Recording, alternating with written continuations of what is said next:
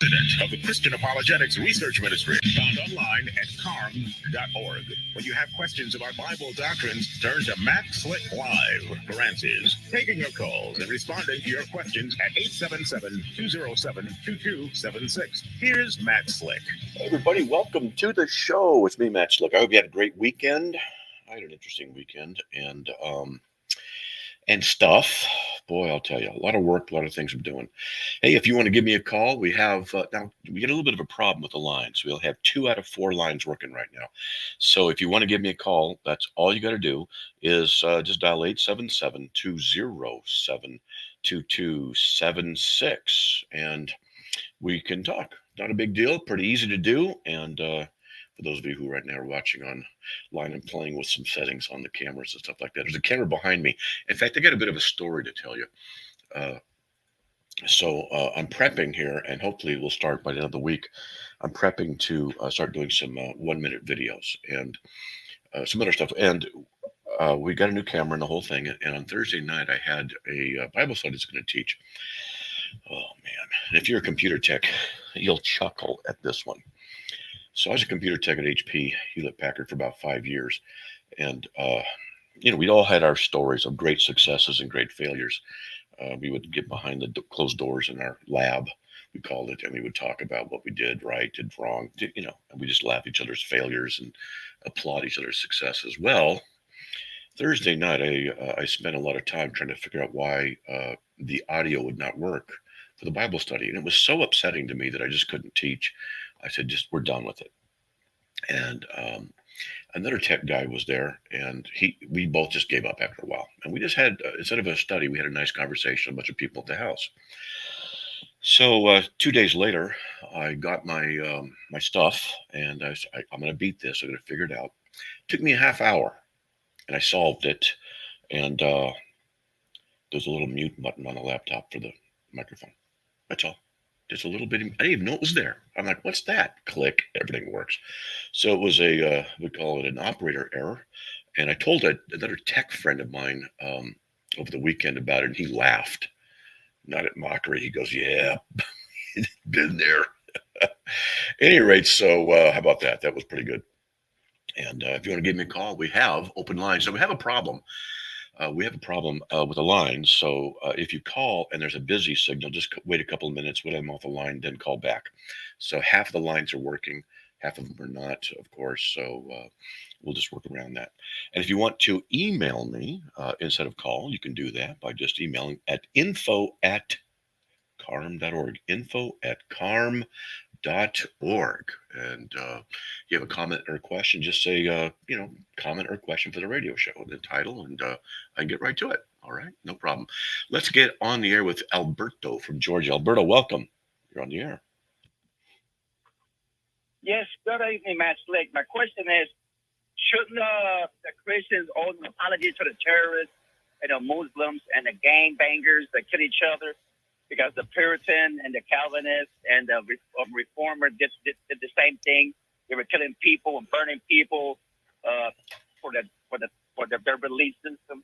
So they're doing it for the name of Jesus. They were killing people left and right. John Owen, John Knox, and in England they started killing people. They thinking they were witches and put them in the ice and drop them in a hole of ice, thinking that they drowned. They were not a witch, and they didn't drown.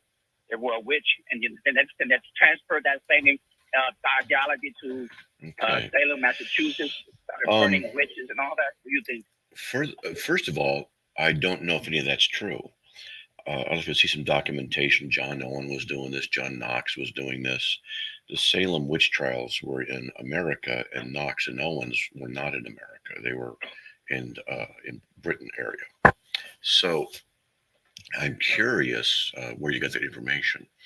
But let's just say that it's the case that some Christians did this, which would not be a Christian thing to do, because this is not in the Bible. And I've had Muslims tell me, well, God, in the Old Testament, God had people killed. So that's what your Bible teaches. And I says, yeah, in the Old Testament, in the Old Covenant, we're not under the Old Covenant anymore. And I say, show me where the Christian scriptures teach doing what you guys do. Just show me. And they can't, because it's not there. So we don't owe any Muslims any apologies for anything like that. That's just how it goes. If people did kill others, well, that's on them. Okay, we don't owe them an apology. We didn't do it. I didn't do it. It's like my ancestors came over from Germany in the mid to late 1800s, and so none of them had any slaves. But let's just say some of my ancestors did. Okay, do I owe any present day black people apologies? No. Why would I? So I don't believe in that kind of thing, and the past is what it is. Let's move on, and stuff like that. But the Muslim religion is a dangerous religion, and the Quran does teach terrorism. It does teach killing people. I have articles on that on the website. Okay. Yeah, but I understand all that. But the point is, it did happen. So I'm gonna New Testament that teach you to do that. But still, you can't forget history. I mean, I understand that the terrorists, the Muslims still do it today, but still the Christians did do it. And they killed a lot of Catholics in Ireland. A lot of people did a lot of bad things. I And understand Catholics that. killed Protestants, Protestants killed Catholics. That kind of stuff is true. You mentioned those individuals. I don't know if that's the case. So what do we do? Do we go to the Catholics and say, "Hey, I'm sorry. I didn't do anything. Why am I sorry?" It's a sinful if any side kills another side for those reasons that they did that. It was sinful from both sides. So if the Catholics killed a lot of Protestants, and they did, lots of them in torturous ways, were the Catholics apologizing? And if a Catholic came up to me and said, "Look, I want to apologize for you," I'd say, "Why? You didn't do anything." See, I don't get that. It's not something that they've done. If they say on behalf of the Catholic Church they would apologize, I'd say, "Do you represent the Catholic Church?" No. Well, then how could you do that? So I'm just a little bit more level-headed about it, I guess, than a lot of people. You know. Okay. All right. Yeah. All right. Thank you. Okay. Sounds good. All right. So here's a thought. I was at the Grand Canyon years ago, and I think it was a Navajo guy I met. We're sitting, and we just got talking, and he was a full-blooded. I think it was Navajo. I may be wrong on that, but he's American Indian. And I thought, "Oh, really?" I said, "Man, it's a pleasure to meet you." And we got talking, and it was a nice conversation. So I remember thinking how the Indians were treated badly in America, and they were. But they also treated each other badly too. That doesn't excuse anything, but the people came in, they did a lot of bad stuff. And I think that they're reaping the consequences of others' sinful actions. And I feel bad for that situation. And I would never oppress them or want them oppressed. I don't owe them an apology. And and if the guy were to look at me and say, "Look, you owe us an apology." Why? What did I do? I didn't do anything. Well, your ancestors. I'm not my ancestors, and my ancestors didn't come over here and do that anyway. So, you know, I've always wondered about that and wondered why people get all bent out of shape about that. Like, you owe apologies, and then reparations. Like, oh my goodness, there were like 150,000 white people who were slaves in America in the 1800s, and they were from, I want to say, Ireland, Scotland, Ireland, I think. There were Chinese slaves, and there were slave owners who were black, owning black slaves in America. So, it's a big topic. And do we owe apologies? I didn't do anything wrong. If I do something wrong, I'll apologize, but I didn't do anything wrong. Let's get to Ryan from Pennsylvania. Ryan, welcome. You're on the air. Thank you for taking my call. Mm-hmm. I was listening to your show last week, and you gave somebody a definition of agnosticism and atheism. And I was curious why you did not use the definition of atheism that Gordon Stein used in his debate with Greg Bonson. Because I don't remember what Gordon Stein said while he got his rear handed to him by Greg Bonson. But I've talked to so many atheists, and I just say they're functionally the same. And agnostics and atheists are functionally the same because neither includes God as in the explanatory realm. Okay. Well, Stein's exact quote is, rather, an atheist says that he has examined the proofs that are offered by theists and finds them inadequate. It doesn't. And I think that's a very, very strong position for them to take.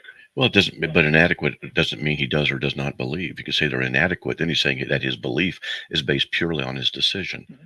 And many atheists say that's not the case. You can't decide to believe something. I've had many arguments from that. I've had atheists who are strict materialists and physicalists, and some atheists who are spiritualists, and they're still atheist. Then I have atheists who think that there's a kind of presence of divinity behind and in all things, of which we are all partakers, or kind of new agey-ish, that with a deny that there's an absolute God. So I always ask which kind of atheist you are. And if that definition from Stein is to be used, what gives him the right to say that he represents all atheists? I've talked to so many atheists over the years, and they have different definitions. If I were debating Stein, and I would have loved to have debated Stein, I would have said, why is that definition the right one? And if it's just your opinion, that's what it is, okay. But you can't say, this is how all the atheists are. You could just say, this is how my opinion of it. No. Then we'll discuss things.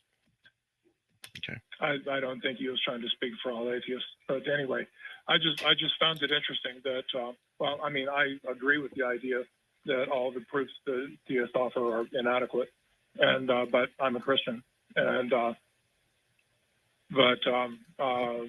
it's an interesting scenario that I found, and like I say, I thought it was a stronger position to take to say that the proofs are inadequate, rather than possibly saying, I can prove there is no God, and so it's an evaluative sort of understanding of things. But, I would disagree. Anyway, well, I mean, the thing is, and this is a point that I try to make over and over again, is that there is no necessary relationship between any logical conclusion, regardless how valid or sound, and truth. That logic does not lend itself to deciding what is true and what is not. It simply tells us what necessarily follows from a given set of premises. And there's no necessary connection between that conclusion and truth. Wait a minute. You say there's no connection between logic and truth? No, I said there's no necessary connection between any logical conclusion and truth. Okay, so if Bob is saying that that there is a dish on the counter, and Frank is saying there's not a dish on the counter, and they're both talking about the same place at the same time, both statements can't be true. We conclude that one of them is wrong. Is that a bearing of truth related to the conclusion?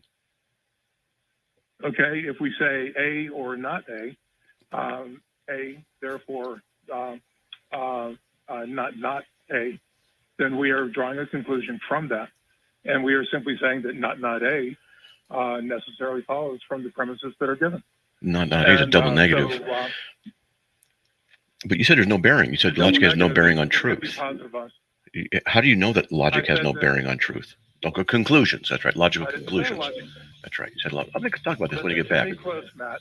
I did. I corrected myself. I said there's no necessary connection between any logical conclusion and truth. Actually, between. We're going to take a break, so hold on. We'll be right back, okay? Hey, folks, we'll be right back. We have open lines 877-207-2276. We'll be right back.